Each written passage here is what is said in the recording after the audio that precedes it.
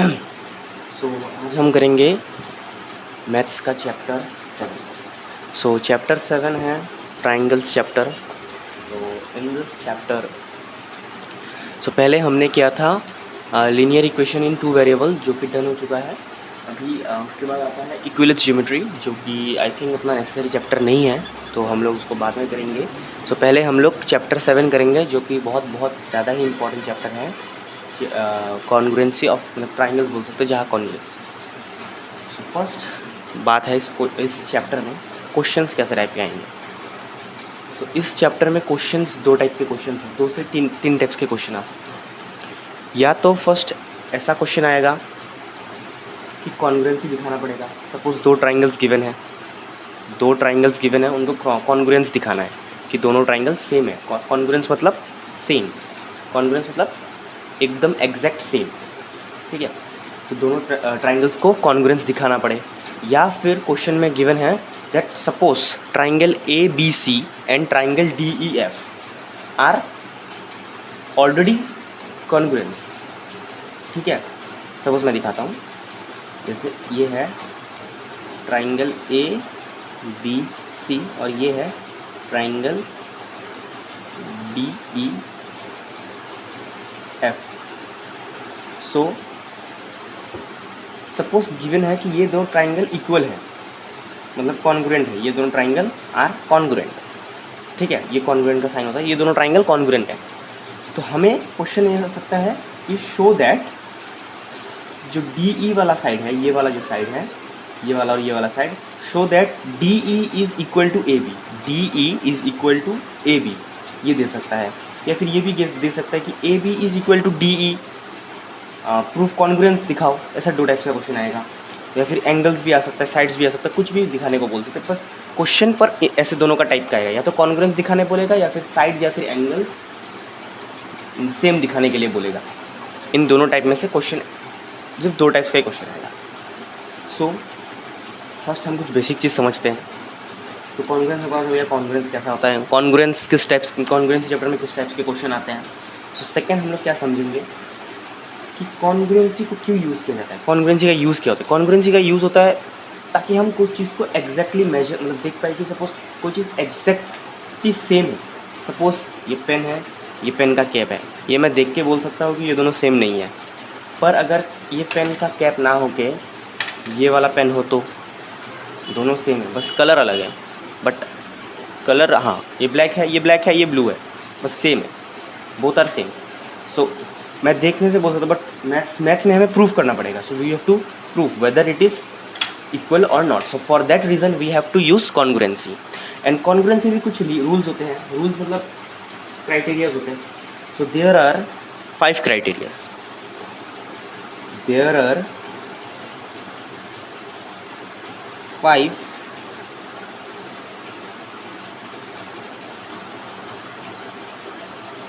Criteria, ये काट देता हूँ, criteria for congruency of triangle, ठीक है। सो 5 क्राइटेरियाज होते हैं फॉर कॉन्ग्रुएंसी ऑफ ट्राइंगल्स। अभी इन जो 5 क्राइटेरिया है ना, बुक में भी ये 5 क्राइटेरिया, ये जो 5 क्राइटेरिया से हैं, और बुक में भी ये 5 क्राइटेरिया ही है। और ये 5 क्राइटेरिया को थ्योरम के हिसाब से दिया गया है। और हम दूसरे पार्ट में जब थ्योरम का एक अलग से सीखेंगे, थ्योरम को प्रूफ करना एक अलग से सीखेंगे, जिसमें हम लोग थ्योरम सीखेंगे, थ्योरम को प्रूफ करेंगे। जो 5 थ्योरम है बुक में, थ्योरम बहुत ज़रूरी है, पर वो बाद में सीखेंगे। अभी कोई जो हम लोग का एक्सरसाइज का क्वेश्चन है, उन सबको सॉल्व करने के लिए थ्योरम को प्रूफ करने की ज़रूरत नहीं, बस थ्योरम को याद रखना चाहिए, ठीक है। सो थ्योरम को याद रखना पड़ेगा। सो फर्स्ट इज SSS, ये है, इसका फुल फॉर्म होता है साइड साइड साइड, ठीक है।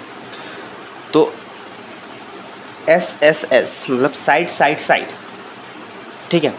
तो फर्स्ट रूल है, फर्स्ट क्राइटेरिया जो है वो साइड साइड होता है, साइड साइड क्राइटेरिया, ठीक है, साइड साइड क्राइटेरिया, ठीक है। सो अब इसका रफ डायग्राम बनाते हैं एक, ताकि समझने में इजी हो। रफ डायग्राम बनाते हैं जल्दी से। सो अभी इधर दो ट्राइंगल्स हैं, ये है triangle ABC and triangle DEF। So अगर क्वेश्चन में अगर ऐसा बोल दे मुझे कि ट्राइंगल ABC का AB side is equal to DE, ठीक है, BC side is equal to EF and AC side is equal to FD, ठीक है, अगर मुझे क्वेश्चन में ऐसा बोल दे तो क्या मैं लिख पाऊंगा कि SS क्राइटेरिया? SS क्राइटेरिया मतलब क्या होता है? जब दो ट्राइंगल्स दिए हो और दो ट्राइंगल्स का तीनों साइड ही इक्वल हो, तीनों साइड ही इक्वल हो, ये सबसे ईजीएस्ट वाला होता है क्राइटेरिया, जब तीनों साइड ही इक्वल हो। तो जैसे कि इधर हमें गिवन है AB is equal to BC, BC is equal to EF, AC is equal to FD। So तीनों साइड ही इक्वल है, इसका मतलब साइड साइड साइड हो गया, ख़त्म। तीनों साइड इक्वल है तो तब साइड साइड साइड ख़त्म, कोई प्रॉब्लम नहीं है। सो ये तो इक्वल हो जाएगा कि तो फर्स्ट वाला डन। जब तीनों साइड ही दोनों ट्राइंगल के इक्वल हो तब हम लोग साइड साइड क्राइटेरिया लिख सकते हैं। सो अभी हम लोग दूसरा क्राइटेरिया देखेंगे।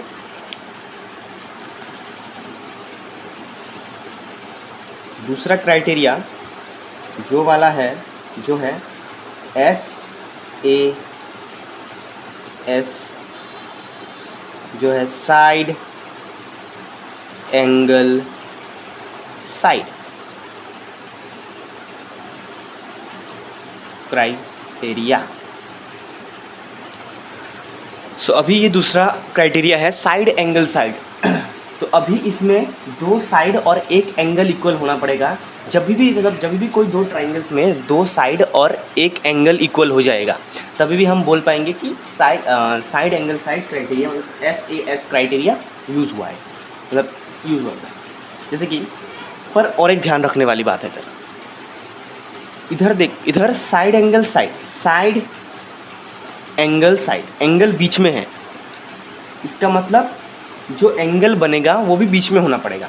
सपोज जैसे कि अगर ये वाला साइड, जो ये वाला साइड है, ये वाला साइड जो है AB is equal to DE, ठीक है, और हम लोग ले लेते हैं BC is equal to EF, ठीक है, और हम लोग लेते हैं angle B is equal to angle E।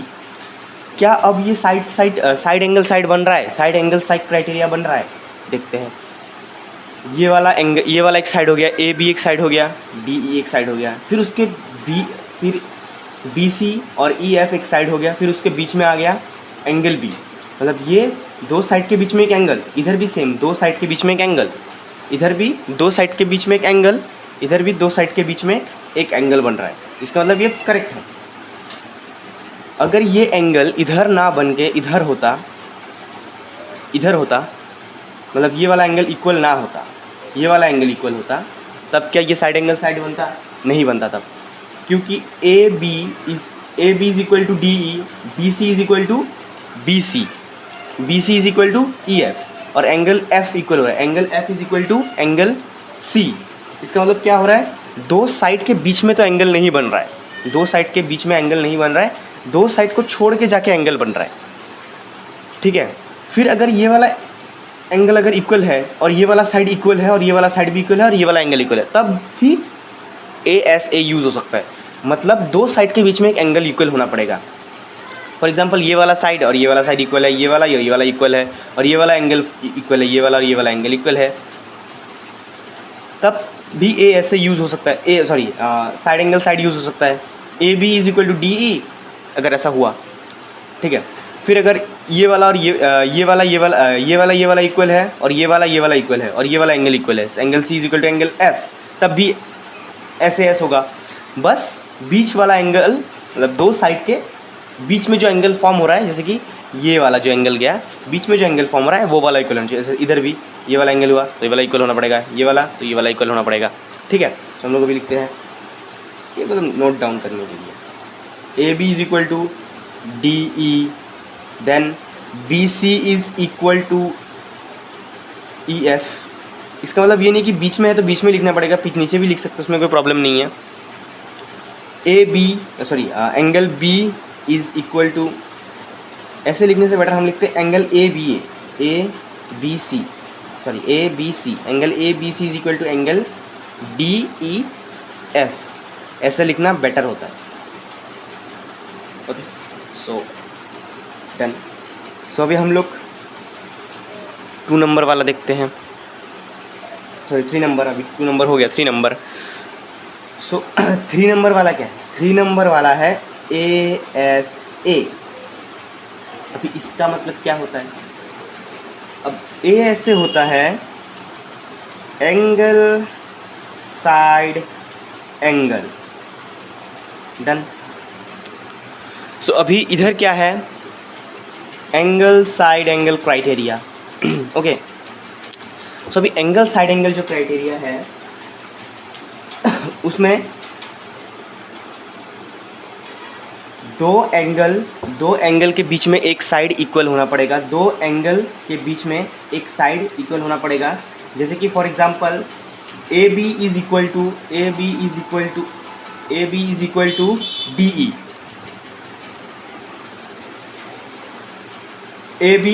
To D E. तो जब ए बी और डी ई इक्वल हो जाएगा तो ये साइड बीच में है, इसका मतलब ये वाला और ये वाला एंगल इक्वल होना पड़ेगा। ये वाला और ये वाला एंगल जब इक्वल होगा, जैसे कि एंगल डी और एंगल ई के बीच में कौन सा साइड है? एंगल डी ई, मतलब इंक्लूडेड साइड, तब जाके ये क्राइटेरिया यूज़ होगा।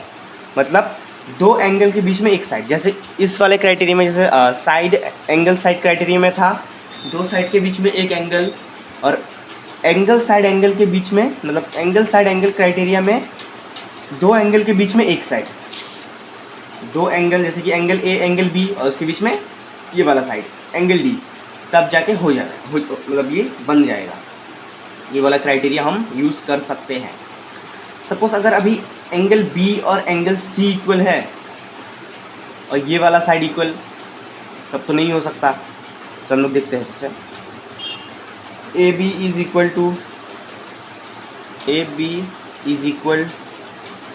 To D F sorry D E, then angle C A, मतलब ये वाला angle C A B is equal to angle C A B is equal to angle F D E, then angle A B C is equal to angle D E F. That means दो angle के बीच में एक side, तब ये बन जाएगा। सो ये फोर्थ क्राइटेरिया ए एस मतलब एंगल साइड। इसमें क्या होना पड़ेगा? दो एंगल कंसेक्यूटिवली इक्वल होना पड़ेगा, दो एंगल कंसेक्यूटिवली इक्वल होने के बाद एक लाइन इक्वल। जैसे कि ये एक एंगल इक्वल हुआ, ये एक एंगल इक्वल हुआ, और ये वाला एक साइड इक्वल होगा। ठीक है, जैसे एंगल साइड, इसमें बीच में नहीं, इसमें लास्ट में आना पड़ेगा।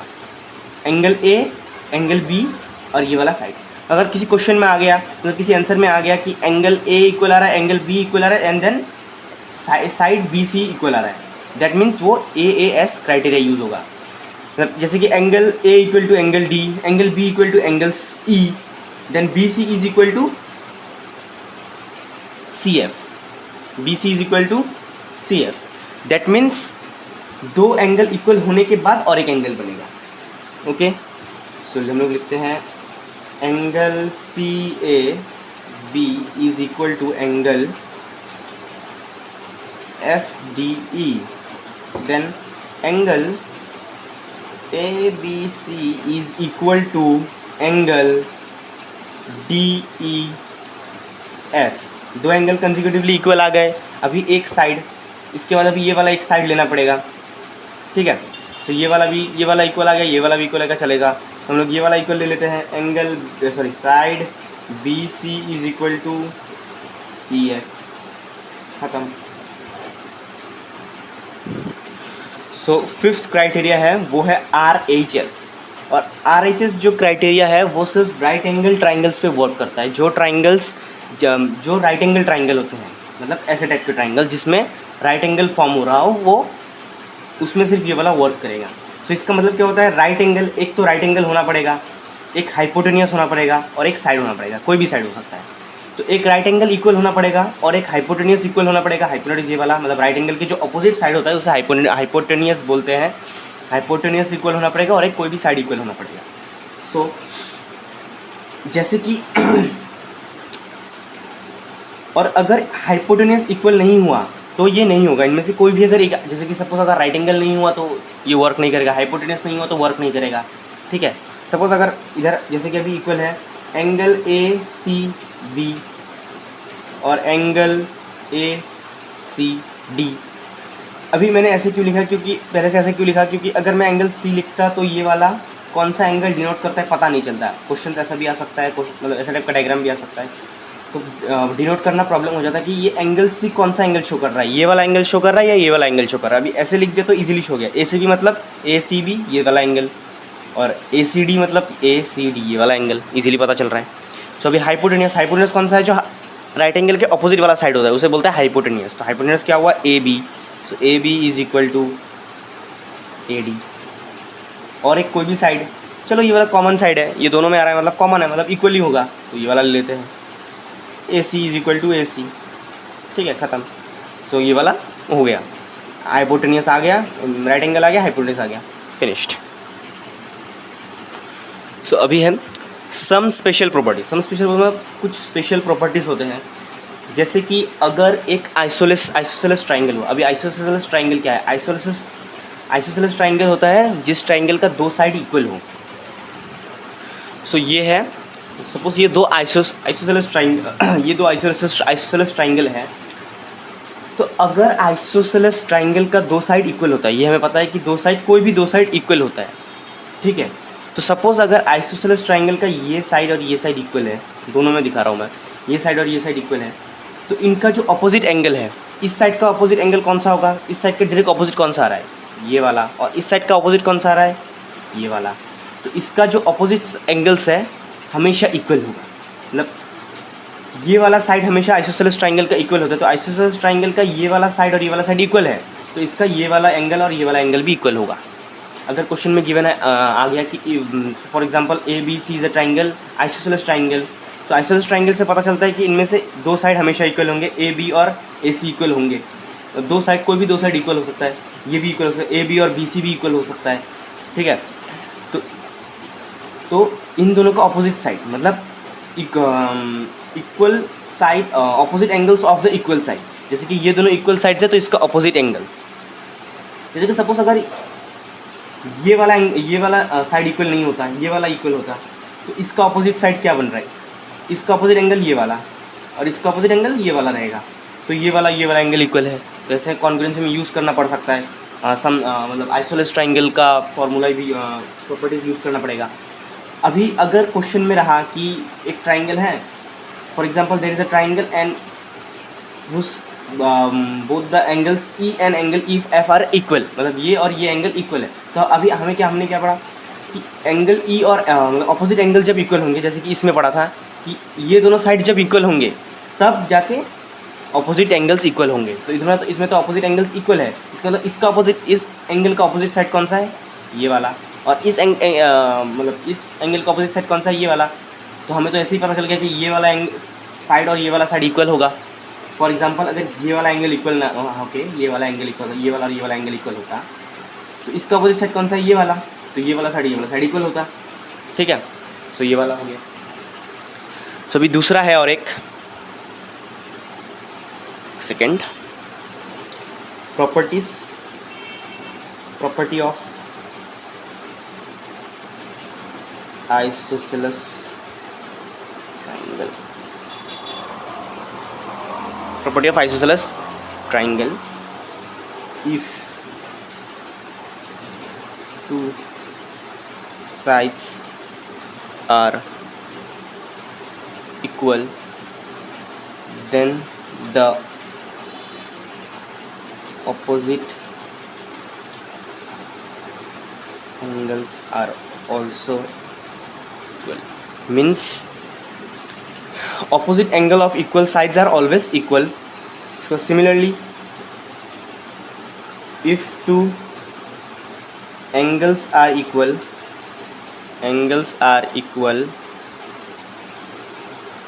then the opposite sides are equal. Opposite sides are also equal. Finished. So now next is CPCT. So what is CPCT? CPCT क्या होता है? CPCT is also important thing. So full form of CPCT is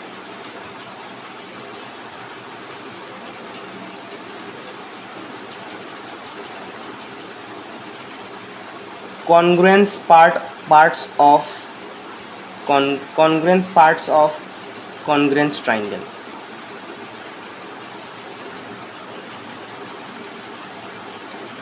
Congruence part of congruence triangle मतलब CPCT का full form ये है. और suppose की बात, ये एक ट्राइंगल है और ये एक ट्राइंगल है, ठीक है. ये ABCDEF और समहाउ मैंने प्रूफ कर दिया कि ये साइड इक्वल है, मतलब साइड एंगल्स कॉन्ग्रुएंस है, ठीक है. ये दोनों कॉन्ग्रुएंस है, ठीक है, बाय SS क्राइटेरिया. समहाउ मैंने कर दिया, ठीक है, कर दिया समहाउ. तो अभी क्वेश्चन आ गया है. क्वेश्चन में से गिवन है कि दिस, ऐसे क्राइटेरिया कौन सा नहीं है वो गिवन नहीं रहेगा. This triangles are congruent. For example triangle ABC is congruent to triangle DEF, ऐसा क्वेश्चन में गिवन है. और क्वेश्चन आ गया show that angle A is equal to angle D. तो इसमें हम लोग डायरेक्ट कैसे कर सकते हैं, angle A is equal to angle D by CPCT.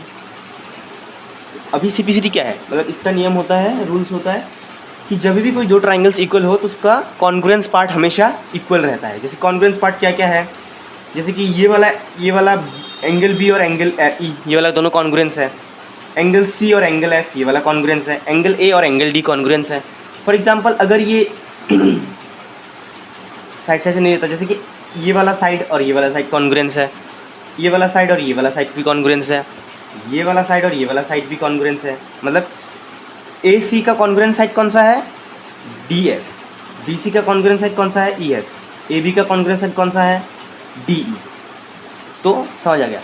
अभी को दे दिया कि कॉन्ग्रुएंस है, मतलब दो बोथ ट्राइंगल्स आर कॉन्ग्रुएंस, और हमें शो करना है कि जस्ट इनमें से कोई भी एक एंगल दे दिया तो हम लोग डायरेक्ट CPCT से कर सकते हैं. डायरेक्ट ऐसे शो करने के बाद हम लोग डायरेक्ट साइड में ब्रैकेट पे लिख देंगे by CPCT it is equal, by CPCT it is equal.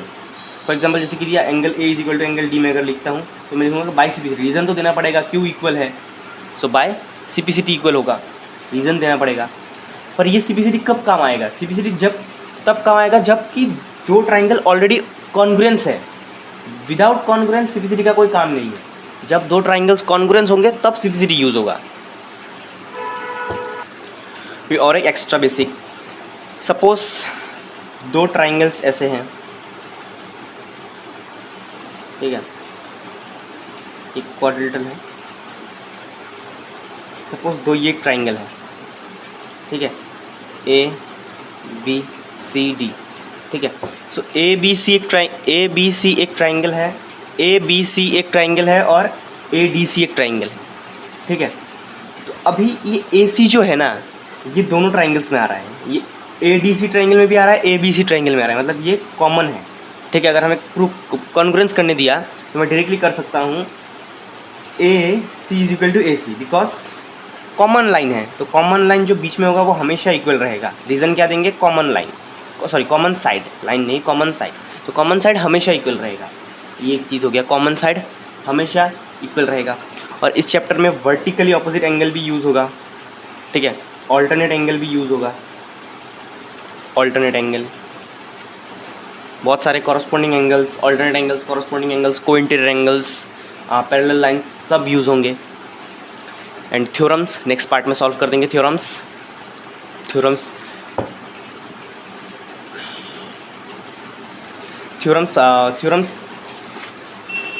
This 5 are only the theorems. 5 criteria ही थ्योरम्स है। 5 क्राइटेरिया जो रूल्स है वो 5 क्राइटेरिया ही बुक में थ्योरम गिवन है, पर बुक में प्रूफ्स है। सो हम भी प्रूफ करेंगे, बट नेक्स्ट पार्ट में प्रूफ करेंगे।